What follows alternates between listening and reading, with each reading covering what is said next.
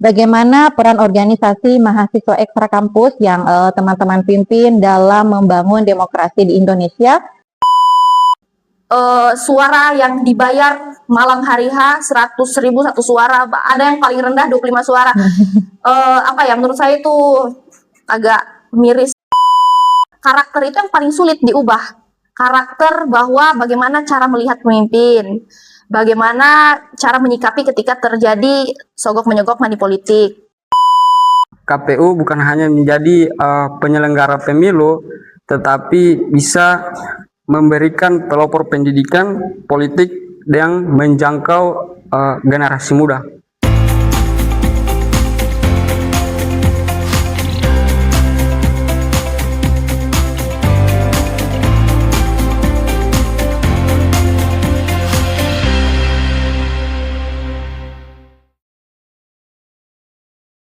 Assalamualaikum warahmatullahi wabarakatuh. Halo teman pemilih, selamat datang di Menara Podcast, podcast resmi KPU Kabupaten Gorontalo. Saya Zamardiana Huko selaku host pada podcast kali ini, masih dengan topik yang sama seperti pada episode sebelumnya terkait dengan topik yang dekat dengan kehidupan kita semua, khususnya anak muda dan mahasiswa, yaitu peran organisasi mahasiswa ekstra kampus dalam demokrasi di Indonesia. Yang kita ketahui bersama bahwa organisasi mahasiswa ekstra kampus bukan hanya tempat berproses dan belajar hal-hal yang tidak diajarkan di bangku kuliah, tapi juga menjadi ruang lahirnya pemimpin masa depan sekaligus motor penggerak demokrasi. Pada episode sebelumnya kita sudah menghadirkan perwakilan dari PJMNI dan HMI yang dihadiri langsung oleh ketuanya masing-masing, yakni Bung Rizal dan Kanda Halik.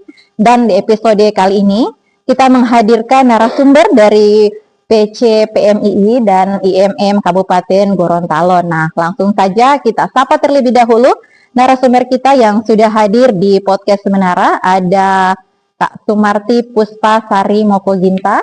Beliau adalah Ketua PC PMII Kabupaten Gorontalo. Assalamualaikum. Salam. Ya, gimana kabarnya hari ini, Kak? Alhamdulillah baik. Alhamdulillah. Nah, dan narasumber selanjutnya ada Kak Kelvin Dumalangi. Beliau adalah Ketua IMM Cabang Kabupaten Gorontalo. Assalamualaikum. Waalaikumsalam. Ya, gimana kabarnya hari ini? Alhamdulillah baik. Alhamdulillah luar biasa.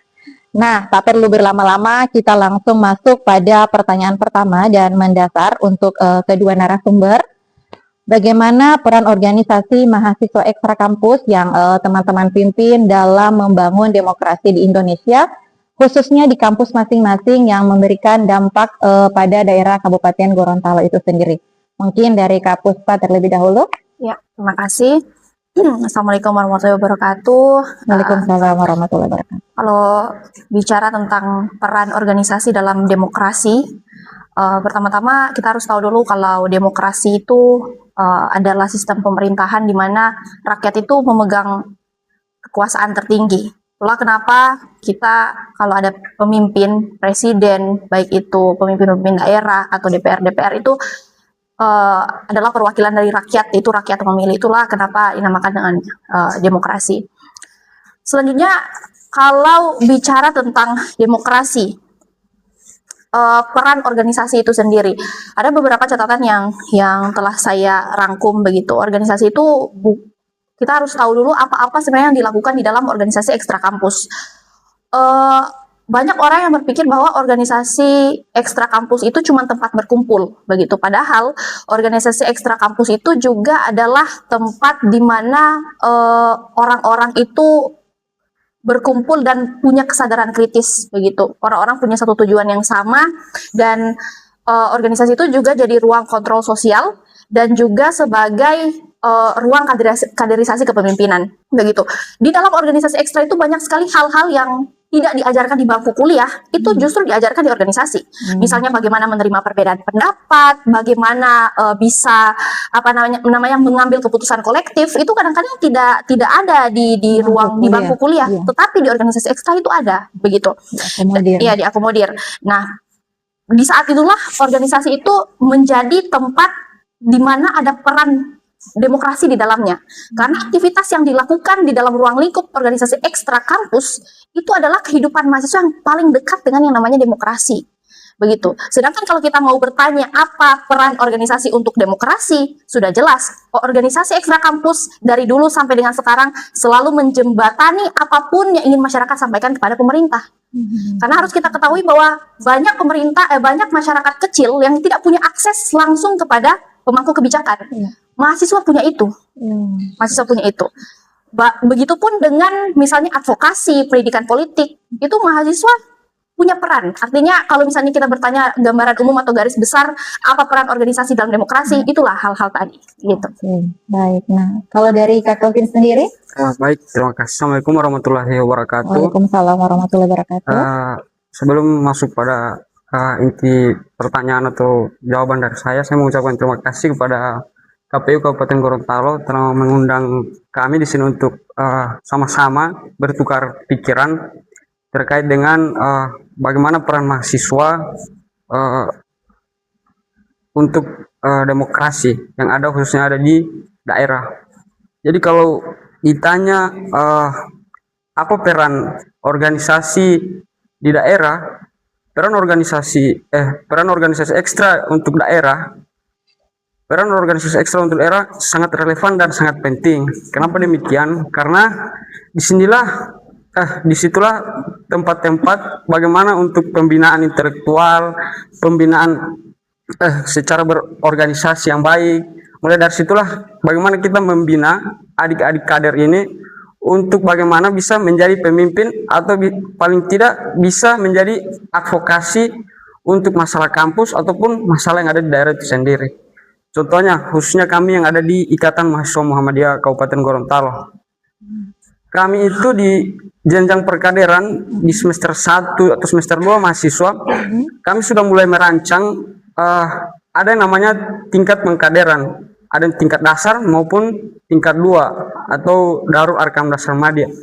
Darul Arkam Madya di setiap pengkaderan itu ditanamkan nilai-nilai atau materi-materi yang bukan hanya tentang keimanan, tetapi bagaimana ini mahasiswa mampu berpikir secara kritis, mampu menyumbangkan pikiran-pikiran untuk daerah itu sendiri. Nah, selanjutnya nih, baik Kak Puspa maupun Kak Kelvin, nah kita sering mendengar istilah mahasiswa itu sebagai agent of change. Nah, menurut teman-teman Kak Puspa dan Kak Kelvin itu sendiri, apakah peran tersebut masih relevan saat ini dan kira-kira bagaimana organisasi kalian ini mengaktualisasikan peran tersebut dalam kehidupan demokrasi? Nah, mungkin dari Kak Kelvin ya. Nah, baik, terima kasih host untuk pertanyaannya. Kalau ditanya peran mahasiswa sebagai agent of change, tentu ini sangat relevan. Kenapa demikian? Karena seiring berjalannya waktu, perubahan-perubahan itu semakin berubah. Ada yang hal-hal kemarin di kemudian hari tidak harus begitu. Jadi khususnya kami di Ikatan Mahasiswa Muhammadiyah, kami selalu menanamkan kepada kader-kader jangan hanya jadi kader-kader penonton, jangan hanya jadi penonton setiap isu-isu kampus maupun isu-isu daerah. Dengan cara bagaimana mengaktualisasikan nimbrung langsung dalam kegiatan-kegiatan sosial, kegiatan-kegiatan ekonomi, kegiatan-kegiatan politik untuk bisa bagaimana mengekspresikan diri apa yang kita dapatkan di kampus atau yang kita belajar di kampus semata-mata untuk kepentingan daerah. kalau Kak Puspa sendiri nih, gimana melihatnya? Oke. Kalau ditanya apakah peran agent of change dari mahasiswa itu apakah masih relevan, saya jawab sangat relevan sampai dengan saat ini. Karena tantangan demokrasi hari ini itu harus kita sadari lebih kompleks daripada tahun-tahun sebelumnya. Hari ini kita menghadapi apa? Polarisasi politik, hoax. Kita menghadapi arus informasi yang sangat cepat. Kita sedang menghadapi adanya budaya apatis. Bahkan hari ini banyak mahasiswa yang merasa suara mereka itu tidak lagi berpengaruh terhadap perubahan kebijakan apapun yang terjadi di Indonesia, di negeri ini begitu. Makanya istilah agent of change ini harusnya masih tetap harus relevan dengan kehidupan mahasiswa saat ini. Di tengah kita hidup di dalam sebuah konflik negara, ada hoax, ada polarisasi politik, ada budaya apatis, mahasiswa itu muncul sebagai kelompok yang masih idealis dan masih kritis. Itu fungsinya mahasiswa jadi agent of change itu. Begitu. Sama dengan yang dikatakan oleh Ketua IMM tadi, agent of change itu artinya apa? Agen pembaharu. Kalau kita mau jadi agen pembaharu, kita jangan cuma jadi penonton, gitu ya. Kita jangan cuma jadi penonton. Kita harus terlibat langsung. Kalau ingin jadi agen pembaharu, kita terlibat langsung. Jangan mengharapkan perubahan dilakukan oleh orang lain tanpa kita bergerak, begitu. Itulah kenapa banyak mahasiswa yang hari ini melakukan advokasi. Saya perlu tekankan ya pada teman-teman mungkin yang menonton ini, yang namanya advokasi menjadi agent of change itu tidak harus konfrontatif, turun ke jalan, kita demo dan lain sebagainya. Banyak hal sebenarnya bisa dilakukan. Kalau misalnya Anda tidak suka demo-demo, Anda bisa melakukan diskusi. Anda bisa melakukan pendekatan-pendekatan yang lebih persuasif, yang lebih soft. Tapi kemudian jangan melupakan bahwa ini harus ada outputnya, begitu. Beberapa tahun lalu di Gorontalo, saya masih fokus di bidang keperempuanan di PMI. Itu kami sempat menangani kasus kekerasan seksual di Asparaga waktu itu yang masuk kasusnya ke Polres. Itu menurut saya merupakan salah satu bentuk mahasiswa kalau mau jadi agen pembaharu, kita masuk ke dalamnya, begitu. Kita mau demo-demo Polres, harus segera selesaikan usut tuntas kasus ini. Kita demo Bupati, Pak Bupati bagaimana ini dan lain sebagainya. Tapi kalau kita cuman demo, kita tidak terlibat langsung, tidak action, sama saja, tidak ada artinya agent of change. Yes. Oke, sangat menarik, luar biasa. Nah, selanjutnya nih, Kak Puspa dan Kak Kevin, semakin kesini semakin menarik ya perbincangannya. Nah, lanjut nih, di era digital sekarang banyak tantangan seperti hoax tadi ya, nah apatis politik, bahkan polarisasi di media sosial nih. Nah, bagaimana pandangan dari Kak Kelvin dan Kak Puspa sendiri terhadap kondisi demokrasi nih di kalangan pemuda saat ini, dan kira-kira apa peran organisasi dalam menghadapi tantangan-tantangan tersebut? Nah, mungkin menyambung tadi ya, Kak Puspa dulu silakan. Di era digital banyak tantangan seperti hoax, apatisme politik. Memang itu jadi tantangan hari ini. Kenapa hoax itu banyak menyebar? Karena dunia maya yang sekarang sudah bertransformasi ke digital semuanya, menyebabkan kita terlalu banjir informasi. Informasi, betul, kita punya banyak informasi itu bagus, tapi kadang-kadang terlalu banyak informasi itu membuat kita tidak bisa lagi membedakan mana yang hoax dan mana yang berita asli, karena informasi berjalan sangat cepat, begitu.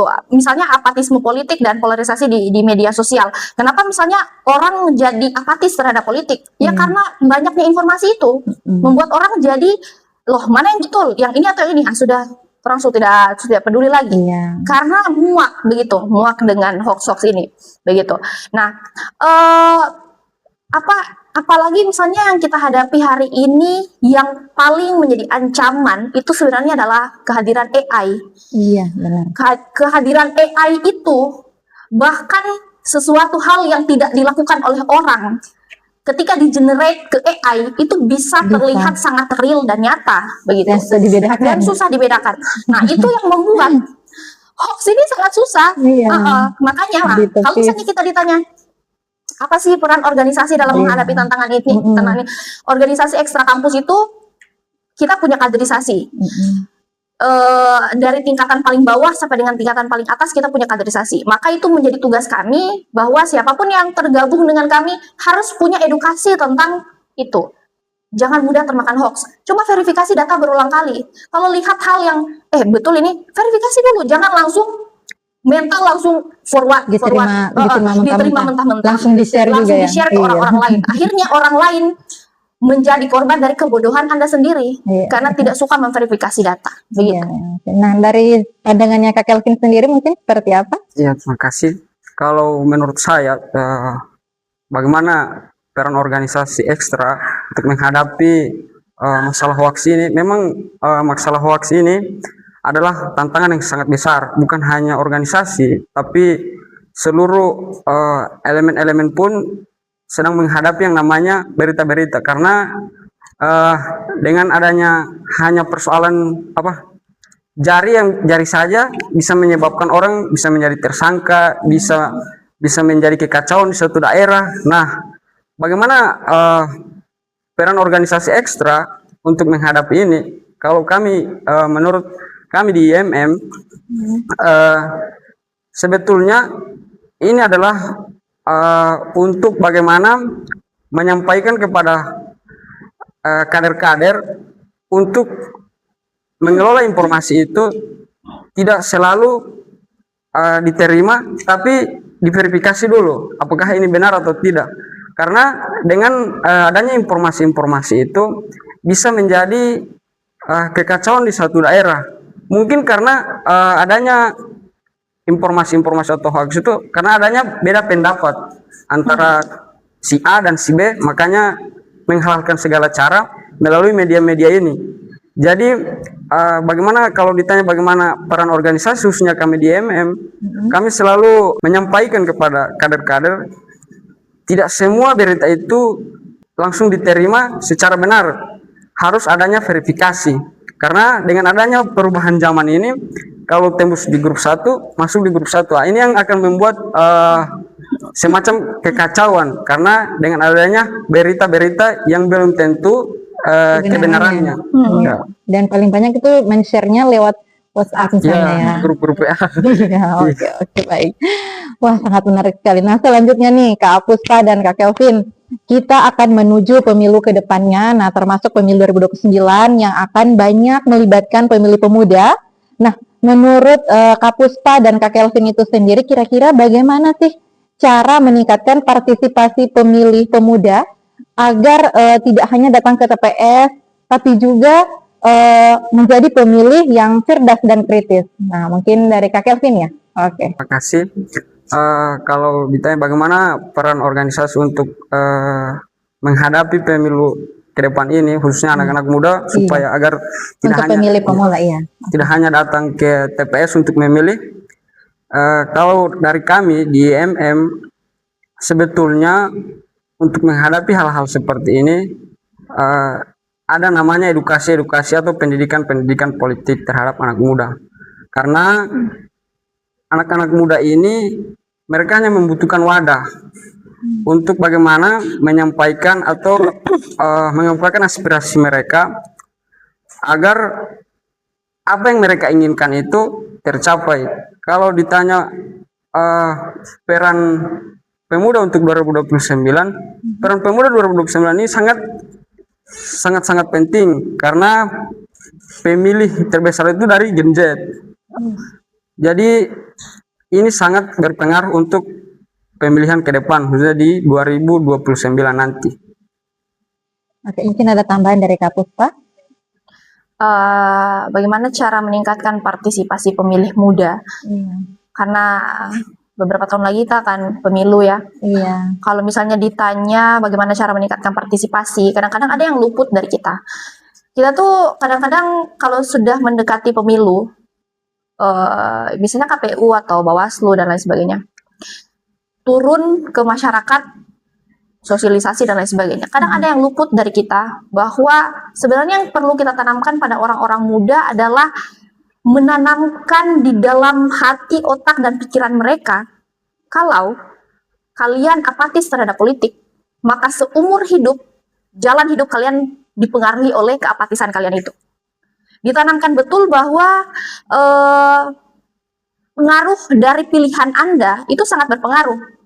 Banyak orang yang misalnya apatis, yang paling sering orang bilang kalau misalnya pemilu, siapapun yang jadi tetap orang mencari sendiri. Iya, tetap kalian cari uang sendiri. Memang betul itu kalian cari uang sendiri. Tapi yang menentukan pendidikan anak-anak kalian itu diciptakan oleh, itu diatur oleh apa? Kebijakan. Kebijakan siapa yang buat? Itu orang yang Anda pilih.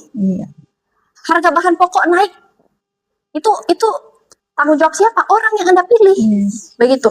Lapangan kerja, ada dan tidaknya lapangan kerja dari siapa yang menciptakan itu? Orang yang Anda pilih. Maka jangan apatis bilang bahwa siapapun yang akan jadi pemimpin tetap kita akan cari uang sendiri, tetap kita hidup sendiri. Memang Anda hidup sendiri. Tapi yang menentukan kalian akan hidup dengan aman, tentram, dan nyaman adalah orang yang kalian pilih. Begitu. Nah, kemudian kalau misalnya ditanya cara meningkatkan, ini saya punya beberapa catatan untuk cara meningkatkan. Yang pertama, buat politik itu terasa relevan dengan kehidupan mereka.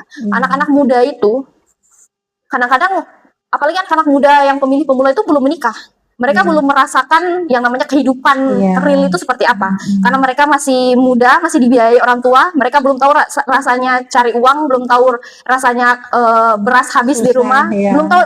Makanya Ikut-ikut saja. makanya harus buat politik relevan dengan kehidupan mereka, yang sesuai dengan Gen Z begitu. Iya. Kemudian yang kedua, bekali literasi politik dan digital. Bilang ke mereka jangan mudah terprovokasi, verifikasi berulang, melihat rekam. Nah ini Rekam jejak. rekam jejak pemimpin itu sangat penting. Yes. Kadang-kadang image itu dibangun 1-2 tahun sebelum pemilu. Iya. Padahal kita tidak tahu 5 tahun ke belakang dia melakukan apa. Iya. Begitu. Bukan berarti kita tidak percaya dengan perubahan seseorang, tapi rekam jejak itu penting karena yang namanya pemimpin itu akan jadi ikon dari negara, ikon dari daerah. Yes. Ketika kita memilih orang yang masa lalunya buruk, itu akan terbawa-bawa. Itu kan terbawa-bawa. Kemudian kita juga sebagai pemilih pemula harus memahami visi misi. Kadang-kadang kita cuma ikut-ikutan ketika ada kampanye, kita Iya. ikut-ikutan di situ. Apalagi yang pemilih pemula. Iya, ya. pemilih pemula ikut-ikutan gas-gas motor, tapi ditanya visi misinya tidak tahu Betul, apa. iya. Jadi mau Asal ikut saja. Iya. Jadi kalaupun ada perubahan dengan daerah, tidak ada perubahan dengan daerah, tidak sadar karena Iya. tidak tahu visi misinya apa.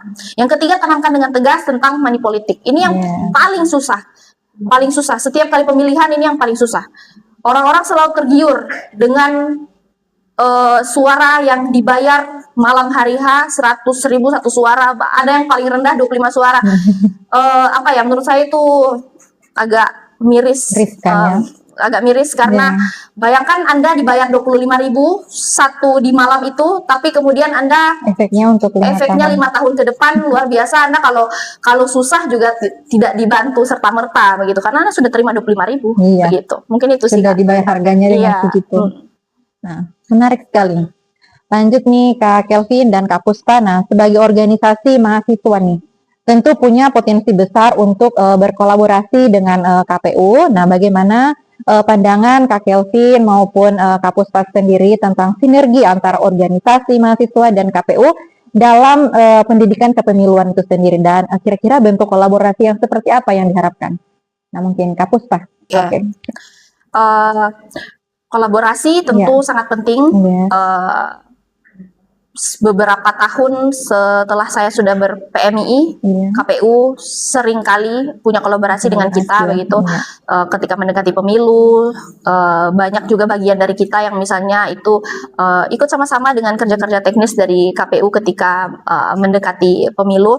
Kenapa ini sangat penting? Karena yang pertama, KPU itu punya otoritas dan KPU itu punya pengalaman teknis. Kenapa harus kerja sama dengan organisasi mahasiswa? Karena organisasi mahasiswa punya basis massa. Satu bawah, Yang sampai paling kakak. dekat Iya. dengan pemilih pemula itu mahasiswa. Makanya kenapa kolaborasi itu sangat penting begitu. Sebenarnya kalau misalnya ditanya harapan, tentunya pasti harapan kita sama. Kolaborasi ini akan terus tercipta, tetapi mungkin yang perlu kita perhatikan adalah kadang-kadang kita tuh buat kolaborasi terlalu seremoni begitu, terlalu seremoni, terlalu kaku, datang di hotel sosialisasi ada materi 1 2 3 4 yang kadang-kadang itu boring begitu. Yes. Mungkin perlu ada ya, ini cuma sekedar saran saja ya sebenarnya. Yes. Mungkin perlu ada Metode lain yang lebih akrab tapi tidak menghilangkan tujuan dan makna daripada sosialisasi itu, supaya juga lebih terarah begitu. Oke, mungkin apalagi yang sekarang lagi viral-viralnya nih, orang suka ngopi-ngopi malam-malam ya, mungkin lebih kena. Nah, mungkin lanjut nih Kak Kevin, mungkin seperti apa? Baik, terima kasih. Ya. Kalau ditanya bagaimana pandangan kami organisasi ekstra kampus untuk bersinergi dengan dalam hal ini KPU, maka bagi kami IMM ini sangat penting. Karena kenapa ini sangat penting dan relevan? Seperti yang disampaikan tadi oleh Ketua PMII, bahwasanya yang punya masa ke bawah itu dan yang mendominasi itu anak muda adalah organisasi ekstra kampus. Yes. Karena sebetulnya untuk pendidikan politik itu mulai dari anak-anak muda. Karena yang mempunyai basis massa adalah organisasi ekstra kampus melalui kampus-kampus. Jadi kami sebagai organisasi ekstra kampus hanya menyediakan massa, jadi yang akan menanamkan materi-materi terkait kepemiluan adalah KPU. Kalau ditanya bentuk kolaborasi apa yang diharapkan, pendidikan politik terkait seminar-seminar kepemiluan, ini sebenarnya adalah hal-hal dasar dalam menghadapi pemilu yang akan datang, karena dimulai dari anak-anak muda untuk bagaimana menanamkan pendidikan politik serta dengan seminar-seminar kepemiluan, karena harus ditanamkan kepada anak muda supaya mereka tidak apatis. Sampaikan bahwa satu suara akan menentukan pemimpin di 5 tahun akan datang. Baik, terima kasih Kak Puspa dan Kak Kelvin, dan kita akan masuk pada sesi penutup nih. Nah, saya ingin meminta masing-masing nih dari Kak Kevin, Kak Puspa dapat menyampaikan kira-kira apa harapan dari Kak Puspa, Kak Kevin terhadap KPU Kabupaten Gorontalo dalam meningkatkan kualitas demokrasi dan keterlibatan pemuda untuk kedepannya. Kak Puspa? Oke, harapan untuk KPU sesungguhnya sebenarnya apapun yang dilakukan KPU dari masa ke masa tentunya ingin yang terbaik untuk kualitas demokrasi di daerah masing-masing, di Indonesia pada umumnya, di daerah pada khususnya.